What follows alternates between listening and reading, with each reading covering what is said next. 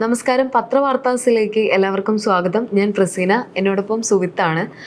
നമുക്ക് ഇന്നത്തെ പ്രധാന പത്രങ്ങളിലെ മുഖ്യ വാർത്തകൾ ഏതൊക്കെയാണെന്നുള്ളത് നോക്കാം. ഇന്നത്തെ പ്രധാന വാർത്ത എന്ന് പറയുന്നത് സലീം കുമാർ അന്തരിച്ച് തന്നെയാണ്. കേരളം ഉണർന്നത് ഈ ഒരു ദുഃഖകരമായ ഒരു വാർത്തയോടെയാണ്.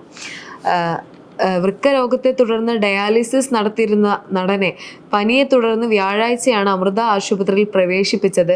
ആരോഗ്യം മോശമായതിനെ തുടർന്ന് വെന്റിലേറ്ററിലേക്ക് മാറ്റിയെങ്കിലും അതിനിടെ ഹൃദയാഘാതം ഉണ്ടായി. ഇന്നലെ രാത്രി 10:43 അന്ത്യം. പറവൂർ ടൗൺ ഹാളിൽ 9 മണി മുതലാണ് പൊതുദർശനം.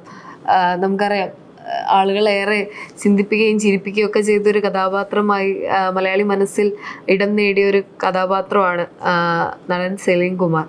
അദ്ദേഹത്തിന്റെ മരണം എല്ലാവരെയും ഒരുപോലെ ദുഃഖത്തിലാഴ്ത്തുകയും ചെയ്ത ഒന്നാണ്. ഇപ്പോൾ സലീമേട്ടനെ പറ്റി എനിക്ക് പറയാനുള്ള വെച്ചാൽ, ഒരു 2020 മൈക്കിൾ ജാക്സൺ പറഞ്ഞിട്ടൊരു സിനിമയിൽ ഞാൻ വർക്ക് ചെയ്തിട്ടുണ്ടായിരുന്നു അസിസ്റ്റന്റ് ആയിട്ട്.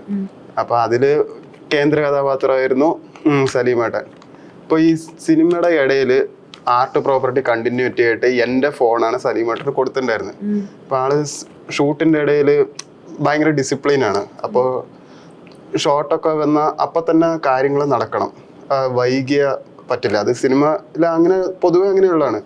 അപ്പോൾ അങ്ങനെ വൈകിയതും കൊണ്ട് എൻ്റെ ഫോണ് സലീമേട്ടനെടുത്ത് വലിച്ചെറിഞ്ഞ് അത് ഡിസ്പ്ലേ അങ്ങനെ പോയി. എനിക്കത് ഭയങ്കര വിഷമമായി. പിന്നെ നല്ല പ്രോമിനൻ്റ് ആയിട്ട് ഹൈ സ്റ്റേജിൽ ഇരിക്കുന്ന ആക്ടർ ആയതും കൊണ്ട് ആരും ഒന്നും പറഞ്ഞില്ല. അപ്പോൾ അതിലത്തെ പ്രൊഡ്യൂസർ പറഞ്ഞു, ഞാൻ പൈസ തരില്ല പറഞ്ഞു, അപ്പം തന്നെ പറഞ്ഞു. അപ്പോൾ അത് കൂടുതൽ ഇതായി. ഇപ്പോൾ സലീമേട്ടൻ അന്ന് ഷൂട്ട് കഴിഞ്ഞിട്ട് മിണ്ടാണ്ട് പോയി. എൻ്റെ ഫോണൊക്കെ ഡിസ്പ്ലേ അടിച്ച് പോയി. ഭയങ്കര ഇതായി. പിറ്റേ ദിവസം വന്നിട്ട് എന്നെ വന്ന് വിളിച്ചിട്ട് എൻ്റെ കയ്യിൽ ഒരു 10,000 രൂപയും തന്ന്, നീ നേരാക്കിക്കോ എന്ന് പറഞ്ഞു. വേറൊന്നും പറഞ്ഞില്ല. എന്നാ ഡിസ്പ്ലേക്ക് 2,000 ഉണ്ടായിരുന്നുള്ളൂ. അങ്ങനെ ഒരു സംഭവം ഉണ്ടായിരുന്നു. അത് എപ്പോഴും ഞാൻ ഓർക്കും. എന്റെ വീട്ടിൽ എല്ലാവർക്കും അറിയാം ഇങ്ങനെ സംഭവം ഉണ്ടായതൊക്കെ. അദ്ദേഹത്തെ കുറിച്ച് പലർക്കും ഇനിയിപ്പം എന്താ പറയാ, എല്ലാ രീതിയിലുള്ള ഓർമ്മകളുമാണ് അദ്ദേഹത്തെ. നമ്മളൊട്ടും പ്രതീക്ഷിച്ചില്ലായിരുന്നു അല്ലേ ഇത്തരത്തിലുള്ളൊരു മരണം. കുറച്ച് ചെയിൻ സ്മോക്കർ ആയിരുന്നു അന്ന്. അങ്ങനെയുള്ള ഇതുണ്ട്. എന്തായാലും നന്നായി ചിരിപ്പിച്ചു. എപ്പോഴും എനിക്ക് പുലിവാൽ കല്യാണത്തിലെ സീനാണ് ഓർമ്മ വരിക. തെങ്കാശിപ്പട്ടണം, അങ്ങനെ ഒരുപാട് സിനിമകൾ മലയാളികൾക്ക് നല്ല ഓർമ്മകൾ തന്നിട്ടുള്ള ഒരു മനുഷ്യൻ കൂടെയായിരുന്നു അദ്ദേഹം. പിന്നെ പാറ്റേൺ ഒക്കെ മാറ്റി മാസ് എന്ന രീതിയിൽ ക്യാരക്ടർ ചെയ്യാൻ തുടങ്ങിയാണ്. മറ്റൊരു വാർത്ത, CPM നേതാക്കൾക്കെതിരെ തെളിവ്, വിചാരണ ചെയ്യാമെന്ന് കോടതി. കരുവന്നൂർ കുരുക്ക്. മറ്റൊരു വാർത്ത എന്താണെന്ന് വെച്ചാൽ, തൃശൂർ കരുവന്നൂർ സഹകരണ ബാങ്കിന് 343 കോടി രൂപയുടെ നഷ്ടം വരുത്തിയ വായ്പാ തട്ടിപ്പിൽ CPM നേതാക്കൾക്കെതിരെ പ്രഥമ ദൃഷ്ട്യാ തെളിവുണ്ടെന്ന് വിചാരണ കോടതി വ്യക്തമാക്കി. ഇതിൽ കള്ളപ്പണം വെളുപ്പിക്കൽ കണ്ടെത്തി ED സമർപ്പിച്ച അനുബന്ധ കുറ്റപത്രവും PMLA പ്രത്യേക കോടതി ജഡ്ജി P ശബരിനാഥൻ ഫയൽ സ്ഥിരീകരിച്ചു. ഇപ്പൊ ഈ കള്ളപ്പണം വെളുപ്പിക്കൽ കേസിൽ വീണ്ടും CPM നേതാക്കൾക്കെതിരെ ഒരു തെളിവ് കണ്ടെത്തിയിരിക്കുകയാണ്. നമുക്കറിയാം, ഭരണപക്ഷം കയറിയപ്പോ തൊട്ട് പ്രതിപക്ഷത്തിനേറെ പ്രശ്നങ്ങൾ വന്നുകൊണ്ടിരിക്കുകയാണ് അടിക്കടി. ഇപ്പോൾ വീണ്ടും CPM നേതാക്കൾക്കെതിരെ തെളിവ് കണ്ടെത്തിയിരിക്കുകയാണ്. A Moideen MLA, K Radhakrishnan MP എന്നിവരുൾപ്പെടെ പ്രതികളാണിതിൽ. അപ്പൊ എങ്ങനെയാണ് മുന്നോട്ടുള്ള ഇതിനെ കുറിച്ചുള്ള നടപടി? ED അന്വേഷണം ഇപ്പം തുടരെ നടന്നുകൊണ്ടിരിക്കുകയാണ്. എന്തൊക്കെ തരത്തിൽ എവിടൊക്കെ ഇനിയും ഇതുപോലെയുള്ള കുറ്റകൃത്യങ്ങൾ പൊന്തി വരും എന്നുള്ളത് നോക്കിക്കാണ്ട ഒന്നാണ്. പിന്നെ കോപ്പറേറ്റീവ് ബാങ്ക് പാവങ്ങളുടെ ബാങ്കാണെന്ന് പറയെങ്കിലും അത് ശരിക്കും ബ്ലാക്ക് വൈറ്റ് ആക്കാൻ വേണ്ടിയിട്ടാണ് അത് അവിടെ വെച്ചിരിക്കുന്നത്. അപ്പൊ ഇനി എങ്ങനെയാണ് ഇതിനെ കുറിച്ചുള്ള, എന്തായാലും പ്രതിപക്ഷത്തിനെതിരെ ഇത്തരത്തിൽ ആഞ്ഞടിച്ചുകൊണ്ട് തുടരെയുള്ള ഈ ഒരു പ്രശ്നങ്ങൾ ഏത് രീതിയിൽ അവർ കൈകാര്യം ചെയ്യും എന്നുള്ള കാര്യങ്ങളൊക്കെയാണ് ഇനി നോക്കിക്കാണേണ്ടത്. അടുത്ത ഒരു ന്യൂസ് എന്താ വെച്ചാൽ, 15-കാരൻ Vaibhav Suryavanshi Indian team senior ടീമിലാണ്. അപ്പൊ ഏറ്റവും പ്രായം കുറഞ്ഞ ഒരു വ്യക്തിയായിട്ട് മുംബൈ ഇന്ത്യൻസിൽ ആക്ച്വലി കളിക്കുന്നുണ്ട്. പക്ഷെ ഇത് തെറ്റായ ഒരു ന്യൂസാണ്. 15-ാം വയസ്സിൽ ഏറ്റവും പ്രായം കുറഞ്ഞ വ്യക്തിയായിട്ടാണ് സൂര്യ വൈഭവ് ആക്ച്വലി പറഞ്ഞിരിക്കുന്നത്. തെറ്റാണ്. സച്ചിൻ 15-ാം വയസ്സിൽ കളിച്ച് തുടങ്ങിയിട്ടുണ്ട് ഇന്ത്യൻ സീനിയർ ടീമിൽ. പണ്ട് മുതൽ തന്നെ അത് അതിന്റെ ഫോട്ടോസ് ഒക്കെ നമുക്ക് ഇപ്പോഴും അവൈലബിൾ ആണ്. പക്ഷെ അത് ടെസ്റ്റിലാണ് കളിച്ചിരിക്കണമെന്ന് തോന്നുന്നു. പക്ഷെ സീനിയർ ടീമിന്റെ കൂടെ അന്ന് കപിൽ ദേവിന്റെ കൂടെ 15-ാം വയസ്സിൽ സച്ചിൻ കളിച്ചിട്ടുണ്ട്. അപ്പോൾ മാതൃഭൂമിയിൽ കൊടുത്തിരിക്കുന്ന ഈ ന്യൂസ് ശരിക്കും പറഞ്ഞാൽ തെറ്റാണ്. മറ്റൊരു വാർത്ത എന്ന് പറയുന്നത്, നമുക്കറിയാം നമ്മുടെ കോക്രോച്ച് പാർട്ടി ഇന്ത്യ ആകെ ഞെട്ടിപ്പിച്ചിരിക്കുകയാണ്. കഴിഞ്ഞ ദിവസമായിരുന്നു കോക്രോച്ച് പാർട്ടിയുടെ സ്ഥാപകൻ അഭിജിത്ത് ദീപ്കെ ഡൽഹിയിലേക്ക് എത്തിയത്. കേന്ദ്ര വിദ്യാഭ്യാസ മന്ത്രി ധർമ്മേന്ദ്ര പ്രധാൻ 7 ദിവസത്തിനകം രാജിവെച്ചില്ലെങ്കിൽ 13-ന് രാജ്യവ്യാപക പ്രതിഷേധം ഉണ്ടാവും എന്നാണ് അദ്ദേഹം ഇന്നലെ പറഞ്ഞിട്ടുള്ളത്. അടിക്കടി ഉണ്ടായ വിദ്യാഭ്യാസ മേഖലയിൽ ഉണ്ടായപ്പോൾ CBSE അതുപോലെ നീറ്റ് പരീക്ഷകളിലൊക്കെ ഉണ്ടായ ആ ഒരു അട്ടിമറിയെ തുടർന്നാണ് ധർമ്മേന്ദ്ര പ്രധാൻ രാജിവെക്കണം എന്ന ആവശ്യവുമായി മുന്നോട്ട് വന്നത്. അപ്പം ഇന്നലെ വലിയ രീതിയിലുള്ള പ്രതിഷേധമാണ് ഡൽഹിയിൽ ഉണ്ടായത്. തങ്ങൾ പാറ്റകൾ മണ്ണിലിറങ്ങി പോരാടില്ലെന്നാണ് അവർ കരുതിയത്. ഞങ്ങൾ ഇറങ്ങിക്കഴിഞ്ഞു. ഇത് ട്രെയിലർ മാത്രം. 40 ഡിഗ്രി ചൂട് വകവയ്ക്കാതെ പ്രതിഷേധത്തിൽ അണിചേർന്ന ജനക്കൂട്ടത്തെ ചൂണ്ടിക്കാട്ടി കോക്രോച്ച് ജനതാ പാർട്ടിയുടെ പോരാട്ട പ്രഖ്യാപനം. കേന്ദ്ര വിദ്യാഭ്യാസ മന്ത്രി ധർമ്മേന്ദ്ര പ്രധാന്റെ രാജി ആവശ്യപ്പെട്ട് ജന്തർ മന്ദറിൽ നടന്ന പ്രതിഷേധത്തിൽ 100 കണക്കിന് യുവാക്കൾ പങ്കെടുത്തു. ഒരാഴ്ചയ്ക്കുള്ളിൽ മന്ത്രി രാജിവെച്ചില്ലെങ്കിൽ അടുത്ത ശനിയാഴ്ച രാജ്യവ്യാപക പ്രതിഷേധം നടത്തുമെന്ന് പാർട്ടി സ്ഥാപകൻ അഭിജിത്ത് ദീപ്കെ മുന്നറിയിപ്പ് നൽകി. അദ്ദേഹം തന്നെ പറയുന്നുണ്ട്, എന്നെ ജയിലിൽ അടയ്ക്കുമോ എന്ന് തൻ്റെ അമ്മയ്ക്ക് ഭയങ്കര പേടിയാണ്. സർക്കാരിനെതിരെ ശബ്ദം ഉയർത്തുന്ന എല്ലാവരുടെയും അമ്മമാർക്ക് ഇതേ ഒരു പേടി ഉള്ളിലുണ്ടാവുന്നു. എത്ര കാലം ഈ സർക്കാരിനെ പേടിച്ച് കഴിയുമെന്നും അവരോട് പറഞ്ഞേക്കൂ, ഞങ്ങൾക്ക് പേടിയില്ല എന്നും കൂടെ അഭിജിത്ത് ദീപ്കെ പറഞ്ഞിട്ടുണ്ടായിരുന്നു ഇന്നലെ.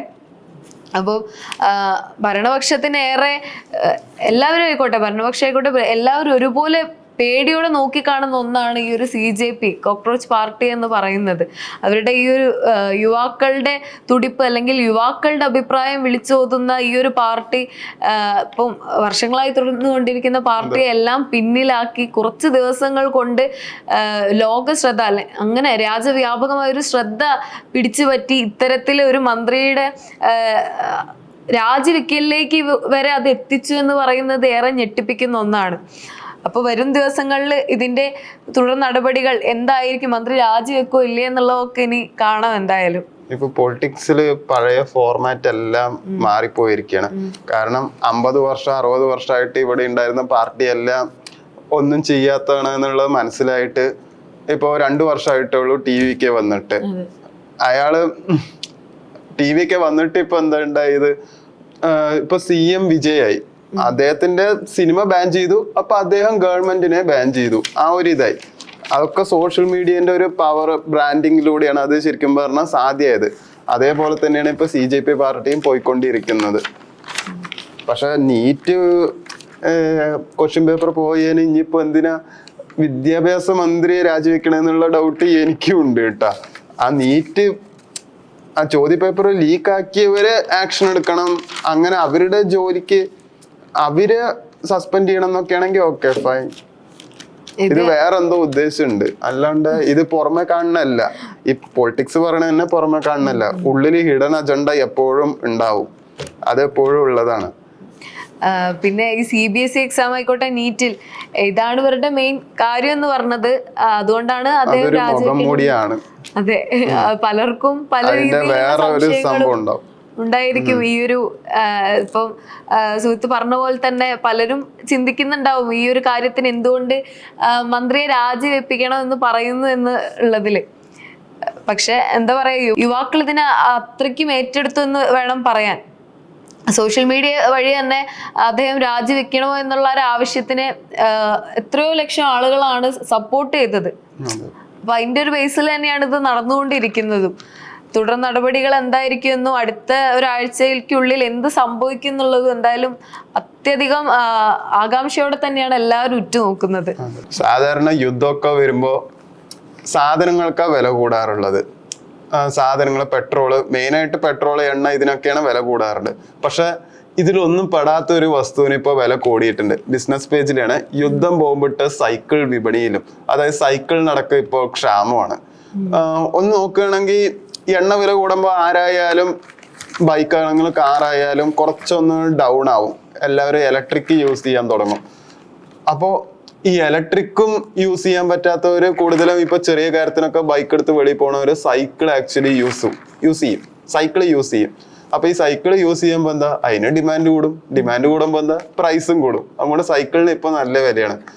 സാധാരണ ഒരു 7,500 രൂപ 8,000 രൂപയ്ക്ക് സൈക്കിള് കിട്ടും ഒരു നോർമൽ സൈക്കിള്. അതിപ്പോ നേരെ 15,000-ലേക്ക് വന്നിരിക്കുകയാണ് സാധാ ഒരു സൈക്കിള്. യുദ്ധം നമ്മൾ അടുക്കള വരെ എത്തി, എല്ലാ രീതിയിലും ബാധിച്ചു തുടങ്ങി. അപ്പോൾ അതാ വീണ്ടും അതേ തുടർന്ന് തന്നെ ഒരു വാർത്തയാണ്, കുവൈത്തിലും ബഹ്റൈനിലും വീണ്ടും ഇറാൻ ആക്രമണം ഉണ്ടായിരിക്കുകയാണ്. തിരിച്ചടിച്ച് US ഇറാന്റെ തീരദേശ റഡാർ കേന്ദ്രങ്ങൾ ആക്രമിച്ചു. ബാലിസ്റ്റിക് മിസൈലുകളും ഡ്രോണുകളും ഉപയോഗിച്ച് കുവൈത്തിലും ബഹ്റൈനിലും ഇറാൻ വീണ്ടും ആക്രമണം നടത്തി. തിരിച്ചടിയായി ഇറാന്റെ തീരദേശ റഡാർ കേന്ദ്രങ്ങളെ US സേന ആക്രമിച്ചു. മേഖലയിലെ സംഘർഷം അവസാനിപ്പിക്കാനുള്ള ശ്രമങ്ങളെ കൂടുതൽ സങ്കീർണമാക്കുന്നതാണ് ഈ ആക്രമണങ്ങൾ. ഹോർമൂസ് കടക്കാൻ ശ്രമിച്ച 4 ടാങ്കറുകളെയും ആക്രമിച്ചതായി ഇറാന്റെ ഇസ്ലാമിക് റവല്യൂഷണറി ഗാർഡ് സ്ഥിരീകരിച്ചിട്ടുണ്ട്.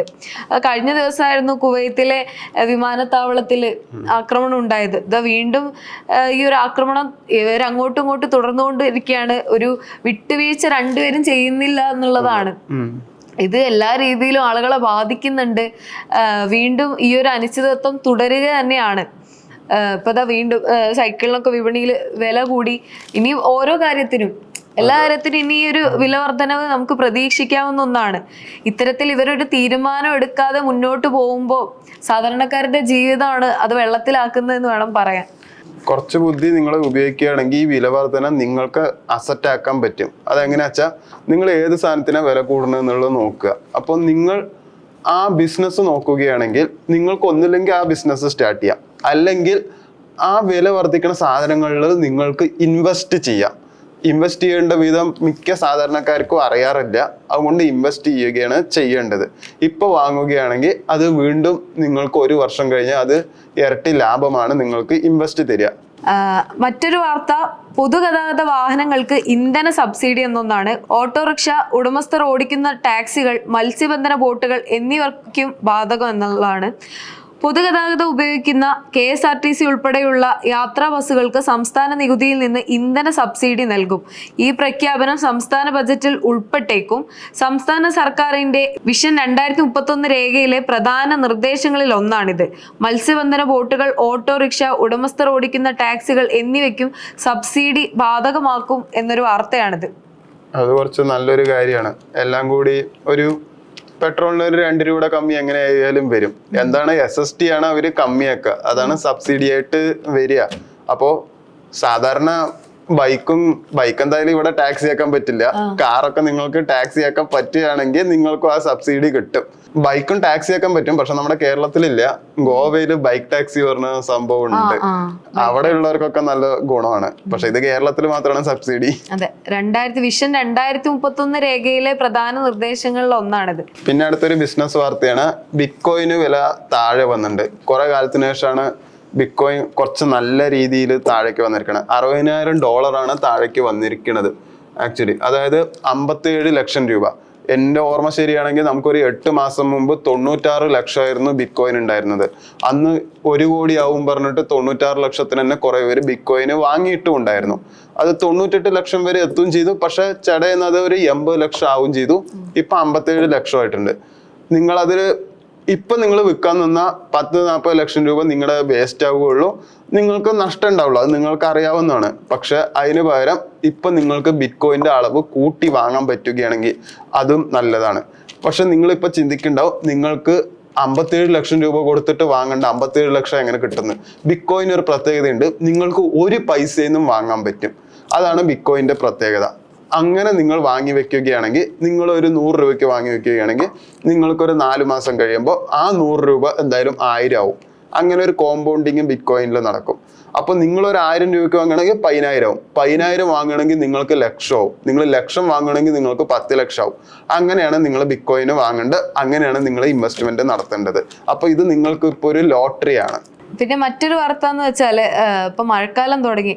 അതിനെ തുടർന്ന് തന്നെ ഇപ്പൊ തുടങ്ങിയിട്ടേ ഉള്ളൂ. ഒരുപാട് അപകടങ്ങളാണ് ഉണ്ടായിക്കൊണ്ടിരിക്കുന്നത്. ഇപ്പൊ കഴിഞ്ഞ ദിവസങ്ങളിലായിക്കോട്ടെ, മതിലിടിഞ്ഞിട്ടായിക്കോട്ടെ, വീട് തകർന്നായിക്കോട്ടെ, ഒട്ടനവധി വാഹനാപകടങ്ങളായിക്കോട്ടെ, ഒട്ടനവധി അപകടങ്ങളാണ് ഉണ്ടായിക്കൊണ്ടിരിക്കുന്നത്. ഇത് വീണ്ടും അത് KSRTC ബസ് നാഗമ്പടത്ത് ഡിവൈഡറിലേക്ക് പാഞ്ഞു കയറി. നാഗമ്പടത്ത് KSRTC ബസ് ഡിവൈഡറിൽ പാഞ്ഞു കയറി. ആളപായമില്ല. ഇന്ന് പുലർച്ചെ 3:30 സംഭവം. കോയമ്പത്തൂരിൽ നിന്ന് പത്തനംതിട്ടയ്ക്ക് പോവുകയായിരുന്ന ബസ്സാണ് അപകടത്തിൽപ്പെട്ടത്. ബസിന്റെ പകുതിയോളം ഡിവൈഡറിൽ ഇടിച്ചു കയറി. നാഗമ്പടം മേൽപ്പാലം ഇറങ്ങി വന്ന ബസ് ഓട്ടത്തിൽ ഓഫായെന്ന് പത്തനംതിട്ട ഡിപ്പോയിലെ ഡ്രൈവർ സ്റ്റാലിൻ പറഞ്ഞു. പിന്നെ അതേ തുടർന്ന് തന്നെ വേറൊരു വാർത്ത, ജീപ്പ് നിയന്ത്രണം വിട്ട് കാറിൽ ഇടിച്ചു എന്നുള്ളതാണ്. ജീപ്പ് താഴ്ചയിലേക്ക് ഇറങ്ങിപ്പോയി. സംഭവം കൊടുങ്ങല്ലൂർ TMM ആശുപത്രിക്ക് സമീപം. റോഡിന്റെ അരികിൽ നിന്ന് ഇളംപള്ളി സ്വദേശി കാർ ഉടമ ആകാശിനെ പരിക്കുകളോടെ ആശുപത്രിയിൽ പ്രവേശിപ്പിച്ചു. ഇന്നലെ വൈകിട്ട് 4:45 ദേശീയപാത 183 കൊടുങ്ങല്ലൂർ TMM ആശുപത്രിയിലേക്ക് സമീപമാണ് അപകടം നടന്നത്. വേറൊന്ന്, ലോറിയുമായി കൂട്ടിയിടിച്ച് ബൈക്ക് യാത്രക്കാരനും പരിക്ക് എന്നുള്ളതാണ്. അങ്ങനെ KSRTC ബസ് സ്വകാര്യ ബസ്സിലും കാറിലും ഇടിച്ചു 10 പേർക്ക് പരിക്ക് എന്നുള്ളൊരു സംഭവം. കാഞ്ഞിരപ്പള്ളിയാണ്. അപകടം നടന്നത് ആനക്കല്ല് തടിമില്ലിന് സമീപമാണ്. ഈരാറ്റുപേട്ട റോഡിൽ ആനക്കല്ല് തടിമില്ലിന് സമീപം KSRTC ബസ് സ്വകാര്യ ബസ്സിലും കാറിലും ഇടിച്ചു. 10 പേർക്ക് പരിക്കേറ്റു തുടങ്ങിയിട്ടുള്ള വാർത്തകളാണ്. അപ്പോൾ ഈ ഒരു മഴക്കാലം തുടങ്ങുമ്പോൾ റോഡ് സ്ലിപ്പാവുന്ന അവസ്ഥ, അങ്ങനെ കുറെ കാര്യങ്ങളുണ്ട്. അപ്പം വാഹനം ഓടിക്കുന്നവരായിക്കോട്ടെ എല്ലാവരും അതീവ ജാഗ്രത പുലർത്തേണ്ട ഒരു സമയമാണിത്. ഇത്തരത്തിൽ ഒരുപാട് അപകടങ്ങളാണ് ഇപ്പോഴും ഉണ്ടായിക്കൊണ്ടിരിക്കുന്നത്. അപ്പോൾ എല്ലാ രീതിയിലും ജാഗ്രത പാലിച്ച് മുന്നോട്ട് പോവുക എന്നുള്ളതാണ് നമുക്ക് ചെയ്യാനുള്ള കാര്യം. വയനാട്ടിലെ കാര്യങ്ങളൊക്കെ എല്ലാവർക്കും അറിയാമല്ലോ, അത് പറയേണ്ട ആവശ്യമില്ലല്ലോ. അതുകൊണ്ട് ഇങ്ങനെ സൈഡും മലയോരത്തൊക്കെ ഉണ്ടെങ്കിൽ നിങ്ങളൊരു ചെറിയൊരു മതിലൊക്കെ കെട്ടി വെക്കുകയാണെങ്കിൽ നല്ലതായിരിക്കും. പക്ഷെ അതിനും പൈസ വേണം. പക്ഷെ ഒരു തടയണ പോലെ നിങ്ങൾ സ്റ്റെപ്പായിട്ട് നിങ്ങൾക്ക് തന്നെ കളച്ചിട്ട് അത് ശരിയാക്കാനും പറ്റും. അപ്പോൾ ഈ വീട്ടിലേക്ക് ഇടിഞ്ഞു വീഴലൊന്നും അങ്ങനെ ഉണ്ടാവില്ല. വേറൊരു ന്യൂസാണ്, ആ ന്യൂസ് നല്ല കോമഡിയാണ് കേട്ടോ. കുക്കർ വിസിലടിച്ചപ്പോൾ ലഹരി മണം, ചോറിനൊപ്പം വെന്ത് 400 ഗ്രാം കഞ്ചാവ്. പോലീസുകാര് കഞ്ചാവ് പിടിക്കാൻ വേണ്ടിയിട്ട് വീട്ടിലേക്ക് വന്നതാണ്. കുന്നംകുളത്താണ് സംഭവം നടന്നിരിക്കുന്നത്. അപ്പോൾ കുക്കർ വിസിലടിച്ചതോടെ വീട്ടിൽ പരന്നത് കഞ്ചാവ് മണം. കഞ്ചാവ് തീരത്ത് വീട്ടിലെത്തി ഒന്നും കിട്ടാതിരുന്ന പോലീസിന് മണം തുമ്പായി. പോലീസ് തൊണ്ടി കണ്ടെത്തി കയ്യോടെ പ്രതിയെ പിടിച്ചു. പ്രതിയുടെ പേര് ബിനീഷ് എന്നാണ്. 40 വയസ്സുണ്ട്. ഇത് സംഭവം എന്താ വെച്ചാൽ ഇപ്പൊ റീസെന്റ് ആയിട്ട് ഇറങ്ങിയ സിനിമയുണ്ടല്ലോ ഭരതനാട്യം ടു മോഹിനിയാട്ടം, അതില് ഇറച്ചി വെട്ടിയിട്ട് വേഗം കുക്കറിൽ ഇട്ടിട്ട് ഇരിക്കുമല്ലോ. അപ്പൊ പോലീസുകാരെ അന്വേഷിക്കാണ്ടിരിക്കുമല്ലോ. അതേ കോമഡിയാണ്. അത് കണ്ടിട്ടാണ് ഇയാൾ ഇവിടെ ചെയ്തിരിക്കണത് എനിക്ക് തോന്നുന്നു. കഞ്ചാവ് കത്തിച്ച നല്ല മണം വരും എന്നുള്ള ബോധം പോലും ആൾക്കില്ല. ആഭ്യന്തരമന്ത്രി രമേശ് ചെന്നിത്തലയുടെ എന്താ പറയാ ഓപ്പറേഷൻ തൂഫാൻ എന്ന പദ്ധതി മുന്നോട്ട് വെച്ചതിനെ തുടർന്നിട്ട് തന്നെ ഒരുപാട് ഇങ്ങനത്തെ കേസുകളൊക്കെ പുറത്തു കൊണ്ടുവന്നു. ഇതും അതേ തുടർന്ന് തന്നെ ആയിരിക്കും. എന്തായാലും അദ്ദേഹത്തിന്റെ ഈ ഒരു നടപടി ഓപ്പറേഷൻ തൂഫാൻ, ലഹരിക്കെതിരെ ഓപ്പറേഷൻ തൂഫാൻ എന്നൊരു പദ്ധതി എന്തായാലും നല്ല രീതിയിൽ തന്നെ മുന്നോട്ട് പോവാണ്. അത് തുടങ്ങിയ ജൂൺ 2 അത് തുടങ്ങിയ അന്ന് മുതൽ ഇന്ന് ഈ നിമിഷം വരെ ഒരുപാട് കേസുകളാണ് മുന്നോട്ട് കൊണ്ടുവന്നിരിക്കുന്നത്. പക്ഷെ കഞ്ചാവിന് പ്രശ്നമുണ്ട്. 1 കിലോ കഞ്ചാവ് പിടിച്ചാൽ മാത്രമേ കേസ് എടുക്കാനുള്ള വകുപ്പുള്ളൂ. അങ്ങനെ ഒരു നിയമമുണ്ട്. അപ്പൊ 400 ഗ്രാം അവര് വേണിച്ചാൽ കൂട്ടിയിട്ട് അത് ഇനിയിപ്പോ 1 കിലോ ആക്കിയിട്ട് FIR ഇടുകയായിരിക്കും. അതിപ്പോ കറക്റ്റ് അറിയില്ല എന്താ അവര് ചെയ്യാൻ പോണെന്നുള്ളത്. എന്തായാലും വല്ലാത്തൊരു ബുദ്ധിയായി പോയില്ലേ, ചോറിലിട്ട് വേവിക്കുന്ന. കുക്കർ മിണ്ടാണ്ട വെച്ചാലും കൂടി അവര് നോക്കില്ലായിരുന്നു.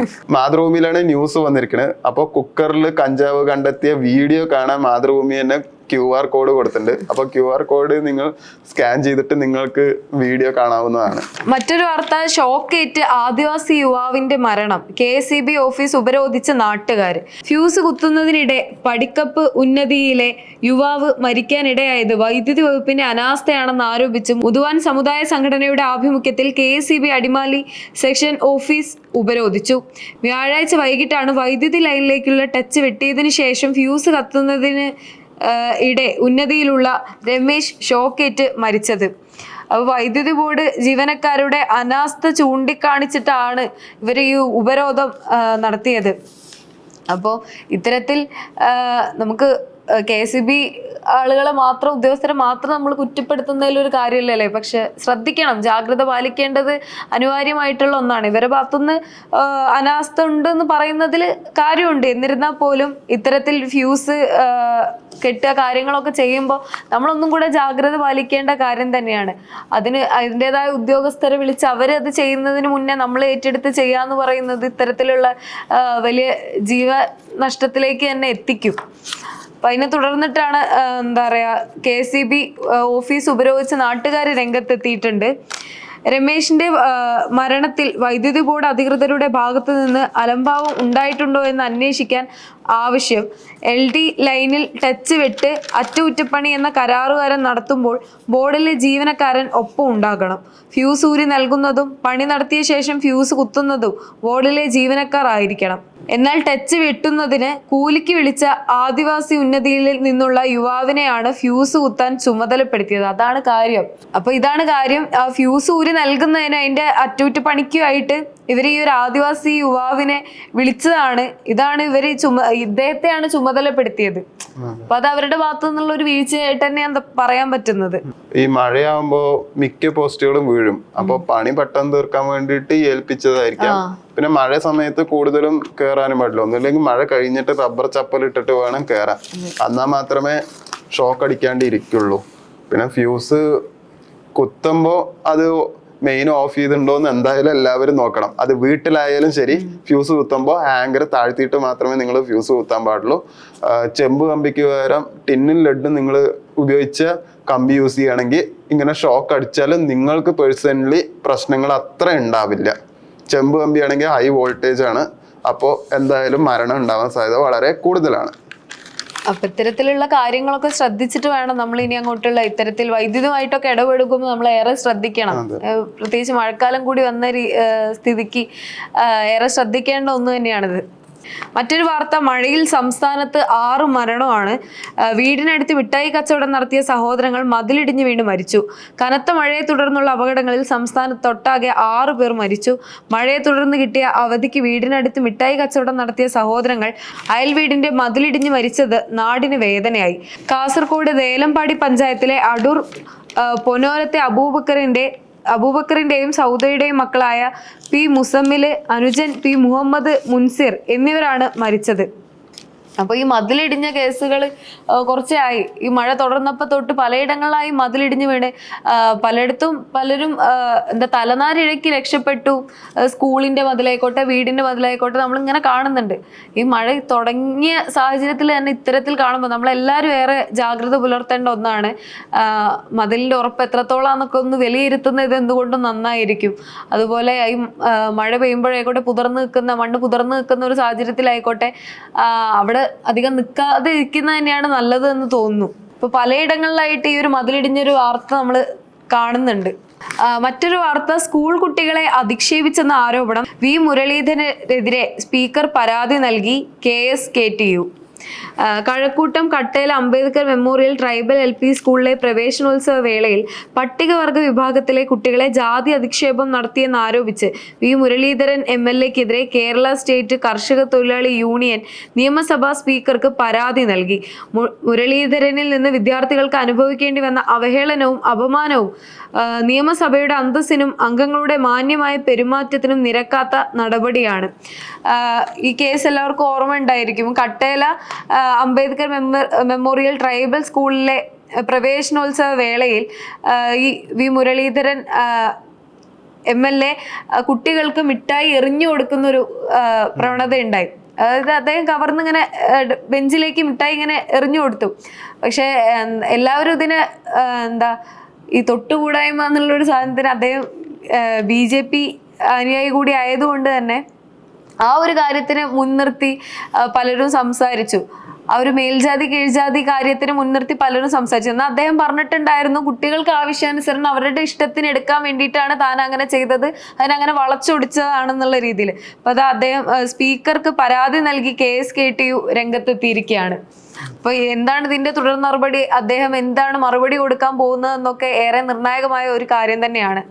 പിന്നെ അടുത്തൊരു സ്പോർട്സ് വാർത്തയാണ്. എന്തായാലും വേൾഡ് കപ്പ് തുടങ്ങാൻ പോണത് എല്ലാവർക്കും അറിയാം. പക്ഷെ ഒരു 4 വർഷം മുമ്പ് ഖത്തറിൽ നടന്ന ഒരു ആവേശം ഇപ്പൊ അങ്ങനെ കാണുന്നില്ല. ഇല്ലെങ്കിൽ അത്യാവശ്യം ഒരു പാട്ടൊക്കെ ഇറങ്ങി ഇപ്പൊ വൈറലാവേണ്ട ടൈമൊക്കെ കഴിഞ്ഞു. ഒരു മെക്സിക്കൻ ലേഡി ആക്ച്വലി ഒരു പാട്ട് വന്നിട്ട് അതിന്റെ ഒരു ക്ലിപ്പ് മാത്രം വൈറലാവുണ്ട്. എന്താവും അറിയില്ല. അത്രയ്ക്ക് ആവേശമില്ല. ഞങ്ങളുടെ നാട്ടില് ഭയങ്കര ഇതാണല്ലോ, അവിടെയും അങ്ങനെ തന്നെയാണല്ലോ പൊതുവെ. എല്ലാവരും ആകാംക്ഷയോടെ നോക്കി കാത്തിരിക്കുന്ന ഒന്ന് തന്നെയാണ്. എന്തായാലും ഈ ഭാഗത്ത് അത്ര ആഘോഷം കുറവാണ്. പക്ഷെ നമ്മുടെ അവിടെ അങ്ങനെയല്ല. അതൊരു ഉത്സവം പോലെയാണ് വേൾഡ് കപ്പ് എന്ന് പറഞ്ഞ. അപ്പോൾ ഇന്ന് നമ്മൾ ഏറെക്കുറെ എല്ലാ പത്രങ്ങളിലെയും പ്രധാന വാർത്തകൾ നമ്മൾ ചർച്ച ചെയ്തു. കൂടുതലും ഇപ്പോൾ പത്രങ്ങളിലായിക്കോട്ടെ ഫ്രണ്ട് പേജിലും അതിൻ്റെ സെൻട്രൽ പേജിലും ഒക്കെ ആയിട്ട് നടൻ സലീം കുമാറിനെ കുറിച്ച് തന്നെയാണ് അദ്ദേഹത്തിൻ്റെ ചരിത്രവും അദ്ദേഹത്തിൻ്റെ അഭിനയ മികവും അദ്ദേഹത്തിൻ്റെ മരണത്തെക്കുറിച്ചുള്ള കൂടുതൽ വിവരങ്ങൾ തന്നെയാണ് കൊടുത്തിട്ടുള്ളത്. അപ്പോൾ നമ്മൾ ഏറെക്കുറെ വാർത്തകളെല്ലാം ഇന്ന് ചർച്ച ചെയ്തു. കൂടുതൽ വാർത്തകളും വിശേഷങ്ങളും ആയിട്ട് അടുത്ത ദിവസം വരുന്നതായിരിക്കും.